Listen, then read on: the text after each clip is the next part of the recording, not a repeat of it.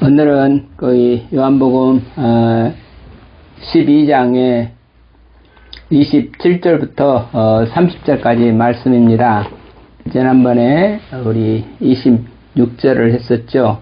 26절에 나를 섬기는 자는 나를 따르라, 이렇게 우리 섬김의 의미에 대해서 지난 시간에 우리 함께 나눴습니다. 그런데 나를 따르는 사람, 나를 섬기는 사람은 나를 따르라, 따른다고 하는 게 무슨 의미인가 했을 때 두 가지, 앞서지 말고 뒤따른다, 따르는 거죠. 그 다음에 또 하나는 이제 예수님이 있는 자, 내가 있는 곳에 나를 섬기는 자도 나를 따르는 자도 거기 있으리니 그를 내 아버지께서 그를 귀히 여기시리라.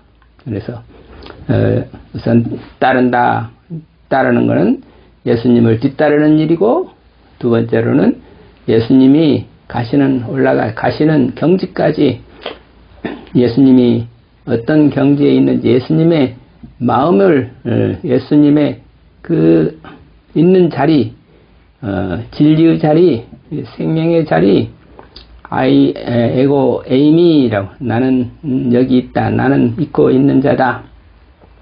예수님은 어디에 계시는가? 예수님 어디 계세요? 예수님은 아버지를 모시고 있는 자리에 있습니다. 그러니까 에고 에이미 하는 것은 하나님 아버지 앞에 있어서 아버지는 내 안에 계시고 나는 아버지 안에 있고, 그래서 늘 아버지를 모시고 있는 그 모심의 자리, 그거를 우리는 또 예수님이 아버지 하나님을 모시고 있는 그 자리에서 늘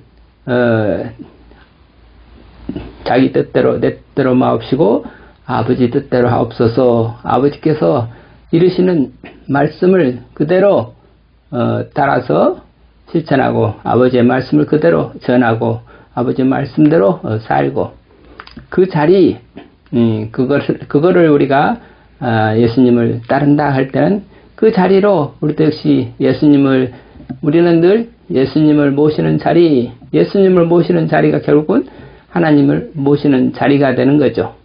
하나님을 모시는 자리, 그 자리를 코람데오, 하나님 앞에 서 있습니다.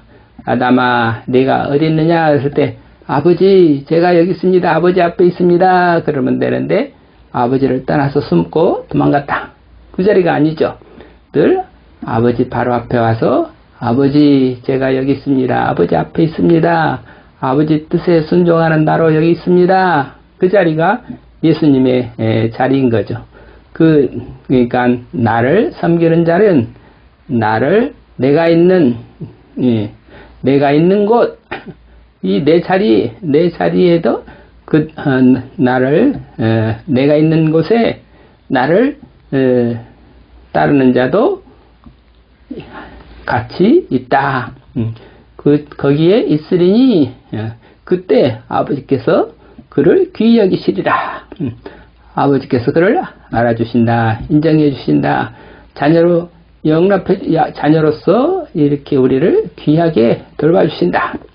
우리 하나님의 자녀로서 우리는 늘 아버지 하나님을 모시는 그 자리가 어디가 있든지 그 자리를 올라가고 그 자리를 벗어나지 않고 그 자리에서 머물러 그 자리에서 아버지 함께 사는 그 세계, 그게 하나님의 나라죠. 그래서 하나님의 나라가, 예수님은 어디 계시나 하나님은 나라에 계시는 거고, 예수님은 어디 계시나 아버지를 모시는 자리에 계시는 거고, 그 아버지의 자리를 모시는 자리에 누가 있나? 예수님을 섬기는 사람, 예수님을 따르는 사람. 그러니까 우리도 역시 예수님을 모시는 자리, 하나님을 모시는 자리, 그 자리, 그게 곧 하나님의 나라에 우리도 늘 아버지 앞에서 아버지를 모시는 그 자리까지 우리가 올라가서 사는 것, 그것이 예수님을 따르는 길이다. 예수님을 섬기는 일이다. 예수님을 섬기는 일, 예수님을 섬기는 일이 예수님을 따르는 일이고, 예수님을 따르는 일은 아버지 앞에서 우리가 늘 아버지를 모시고 사는 그 자리를 벗어나지 않는 거다. 예수님께서 지금 어떤 상황에 있습니까? 온 세상 사람들이 지금 예수님을 알지 못하고 예수님을, 특히 바리새인들이 예수님을 지금 잡아서 신성모독죄로, 알지 말해서 하나님의 뜻을 거역한 사람이다, 하나님을 모독한 사람이다, 이런 죄를 뒤집어 씌워서 지금 죽이려고 하고 있는 그런 상황이죠. 그래서 예수님께서 한없이 이 세상으로부터 버림받고 있는, 외면당하고 있는, 그런 소외당하고 있는 그런 상황 속에서 제자들도 예수님의 뜻을 잘 알지 못하고 그러고 있는 그런 형편인데, 이때 예수님께서 이제 말씀을 하시는 거죠. 그래서 물론 이 심정을 십자가를 앞에 두고 이제 기도하는 내용인데, 공관복음서에서는 맨 마지막 잡히시던 날 밤에, 잡히시기 직전에 겟세마네 동산에 가서 무릎을 꿇고 땅에 엎드려서 이렇게 제자들은 졸고 있고 제자들은 아무것도 모르고 그러고 있는데, 예수님께서 아버지,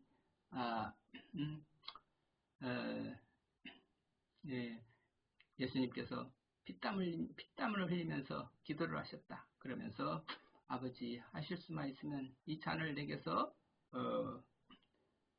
거두어 주옵소서. 그러나 제 뜻대로 마옵시고 아버지의 뜻대로 하옵소서. 이런 기도를 통해서 우리 예수님께서 아버지의 뜻에 순종하는 그런 마지막 기도를 드리셨다. 그리고 인간으로서 한없이 괴롭고 힘들지만, 그러나 그 인간적인 괴로움과 고통을 넘어서서 아버지의 영광을 위해서 아버지의 뜻에 순종하는 그런 모습을 보이신 것이다. 이런 뜻으로 공관복음서에서는 얘기를 하고 전하고 있죠. 그래서 예수님은 참으로 우리랑 똑같은 인간으로 오셨기 때문에 인간적인 고뇌와 인간적인 고통과 인간적인 육신의 연약함으로 있는 고통, 인간으로서 갖고 있는 그 외로움의 고통, 그런 것들을 우리랑 똑같은 심정으로 느끼신 사람의 아들로 오신 예수님이시다. 그런 이야기를 하고 있죠. 그런데 이제 요한복음에서는 지금 차이가 나는 것이, 지금 십자가를 몇 시간 앞두고 있는 게 아니라 며칠을 앞두고 요한복음에서는 기도를 하는 내용이죠. 제자들이 26절에서는 지금 나를 섬기려 하는 자는 나를 따르고, 나를 따르는 사람은 나 있는 곳에 나를 따르는 사람도 같이 있다.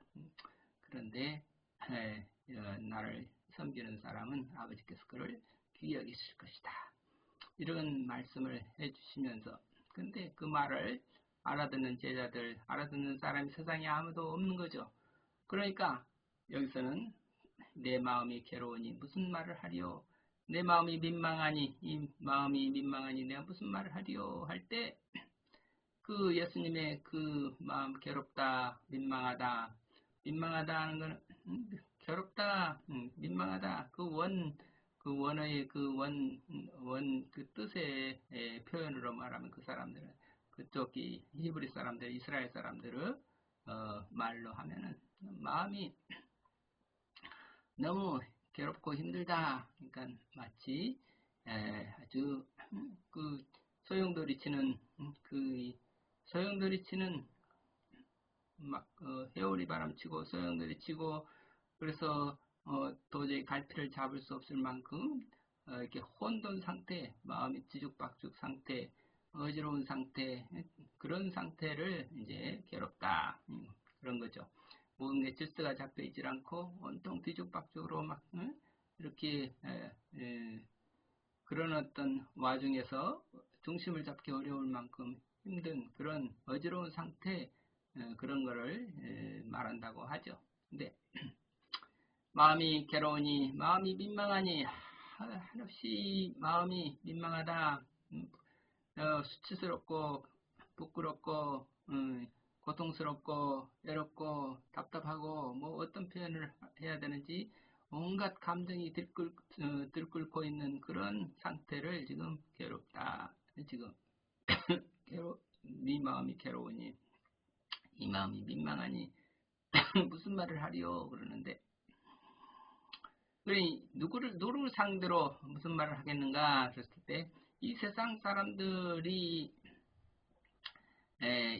사람들이 도무지 알지 못하고 이 세상 사람들이 깨지 못하고 눈을 뜨지 못하고 모두가 다 눈을 감고 외면하고 있는 진리에 대해서 외면하고 있고 하나님에 대해서 말씀에 대해서 다 외면하고 외면할 뿐만 아니라 조롱하고 그 다음에 멸시하고 천대하고 이런 상황 속에서 내가 무슨 말을 하겠는가. 그러니까 온 세상 사람들이 나를 손가락질하고 나를 짓밟고 나를 욕하고 그럴 때 내가 무슨 말을 하겠는가.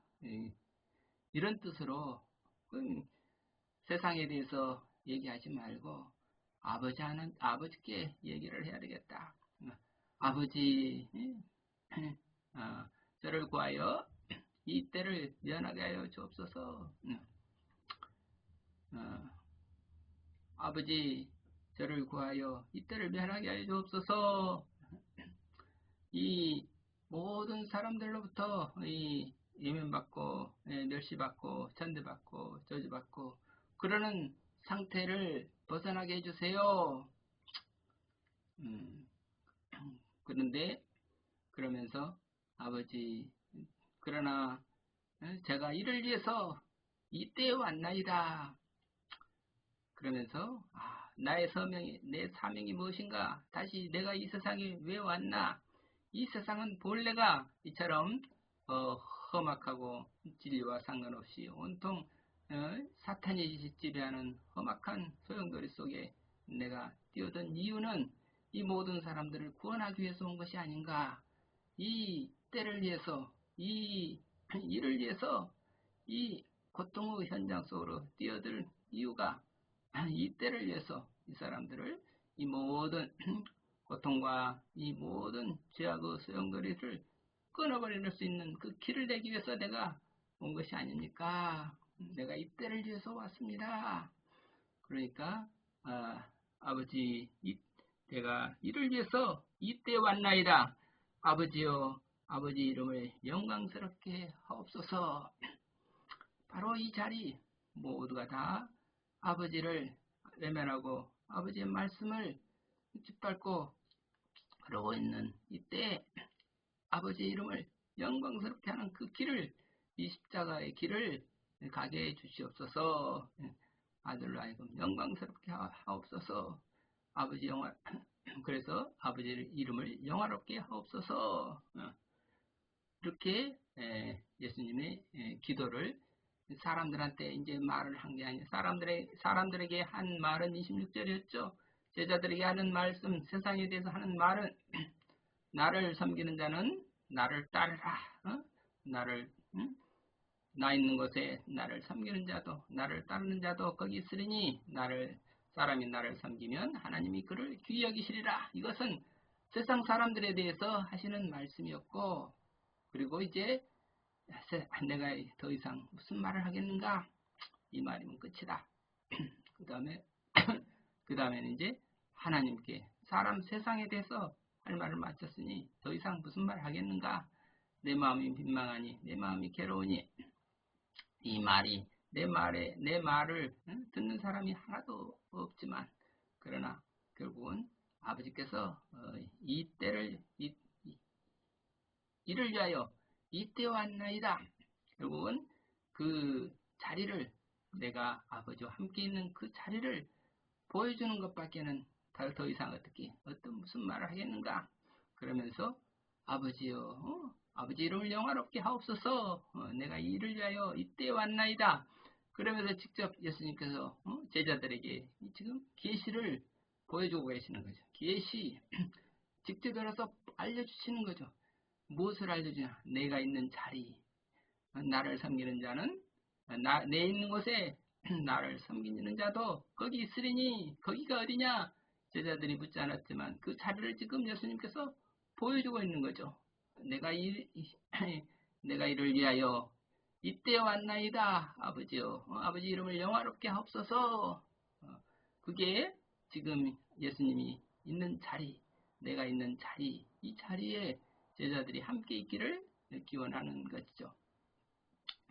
그래서 그러니까 하늘에서 소리가 나서 이르되 내가 이미 영광스럽게 하였고 또 이미 또 다시 영광스럽게 하리라. 하나님은 이미 영광스럽게 하였다.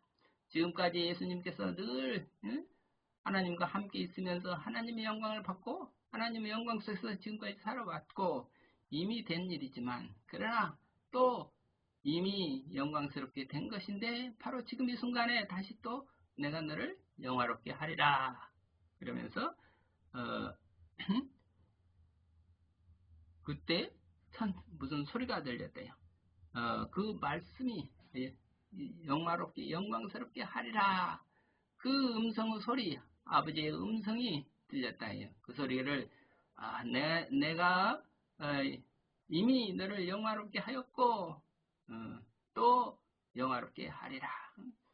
이미 그리고 또 지금 이미 영광스럽게 한 그 자리에 또 지금 이 순간에 또 영화롭게 하는 자리에 너는 있다. 그러니까 아버지는 영원 전부터 지금 영원 지금도 그렇고 전에도 있고 전에도 계시고 지금도 계시고 앞으로도 계시고 영원히 계시는 아버지의 영광이 지금 그리스도와 함께 계시다. 하나님은 살아계신 하나님 영광 하나님의 살아계신 하나님의 이 영광이 지금 그리스도 예수와 함께 지금 이 순간에 이루어지고 있는 것이다. 너는 이미 영화롭게 내가 이미 너를 영화롭게 하였으니 또 내가 너를 영화롭게 하리라. 이 음성이 천둥처럼 온 세상에 울렸다. 그러니까 곁에서 서서 들은 무리는 천둥이 울었다고도 하며 또 어떤 이들은 천사가 그에게 말하였다고도 한다. 우리 예수님이 지금 천사와 이야기를 하시는가 보다. 하늘에서 천둥이 우는 거지 무슨 소리가 들리기는 들었는데 예수님이 하나님과 얘기한다 하지 않고 천사랑 얘기하는가 보다. 자연의 소리 천둥이 울렸나 보다. 그러고 아직도 그 자리를 알지 못하는 사람들의 표현이죠. 그러니까 예수께서 대답하여 이르시되 이 소리가 난 것은 나를 위한 것이 아니요 너희를 위한 것이니라. 이 말씀이 결국은 예수님의 우리를 위한 계시를 통해서 우리를 위해서 보여주시는 예수님의 사랑이죠. 내가 어디에 있느냐? 나는 지금 여기에 있다. 아버지와 함께 있는 아버지의 영광 속에서 사는 나를 보라. 이 자리에 나를 내 있는 곳에 나를 따르는 자도 거기 있으리라.